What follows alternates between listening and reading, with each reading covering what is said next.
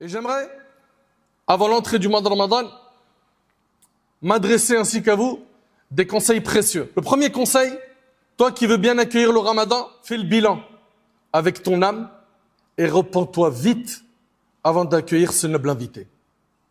Repens-toi, mon cher frère. Repens-toi, ma chère sœur, de tous les péchés qui ont épuisé ton cœur. Reviens vers Allah subhanahu wa ta'ala. Toi qui es chargé de fautes, regrette, repens-toi. Et le repentir sincère a des conditions. Un, que tu regrettes les péchés que tu as faits, que tu t'en détaches et que tu sois déterminé à ne plus les refaire. Et bien évidemment, s'il y a quelque chose que tu as pris de quelqu'un, une injustice liée à une personne, tu dois la réparer. Peu importe le nombre de tes péchés, ne désespère pas. Réalises-tu que si tu te repens à Allah, Allah subhanahu wa ta'ala se réjouit de ton repentir? Délaisse dès maintenant tous les péchés que tu avais l'habitude de faire. Deuxième point, place dès maintenant plusieurs bonnes intentions que tu prépares dès maintenant pour Ramadan. C'est-à-dire que dès maintenant, j'ai l'intention de me rendre souvent à la mosquée, de lire le Coran. Je vais préparer un budget pour les sadaqas, les aumônes. Prépare l'intention dès maintenant de faire toutes ces bonnes actions. Dès maintenant. Si tu meurs avant Ramadan, tu auras la récompense de toutes ces actions. Pourquoi? Parce que le prophète nous a enseigné que les actions ne valent que par leurs intentions. 3. Attention à ne pas te priver pendant Ramadan de la miséricorde du tout miséricordieux. Ça veut dire quoi?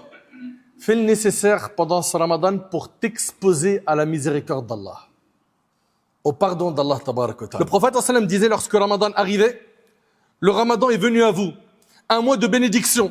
Allah vous couvre de sa grâce durant ce mois.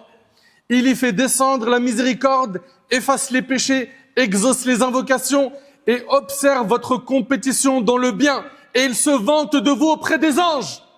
C'est énormément mérite. 4e conseil, c'est accroche-toi à la mosquée. On a dit repentir, on a dit la bonne intention, on a dit expose-toi à la miséricorde d'Allah.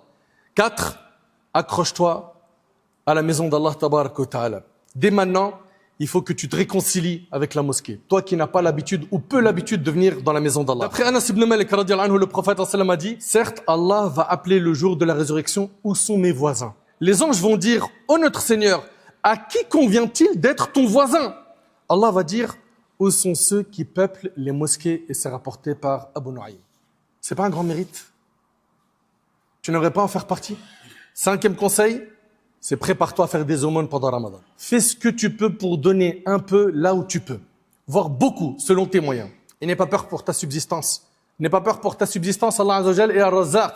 Et c'est lui qui donne à toutes ses créatures. Fais attention à ton temps, c'est ton capital, ce que tu as de plus cher. En fait, c'est que tu comprennes qu'on nous a dit le temps c'est de l'argent. Non, le temps c'est soit paradis ou enfer. Mes chers frères, mes chères sœurs, on ne sait pas si on va vivre jusqu'à Ramadan ou pas.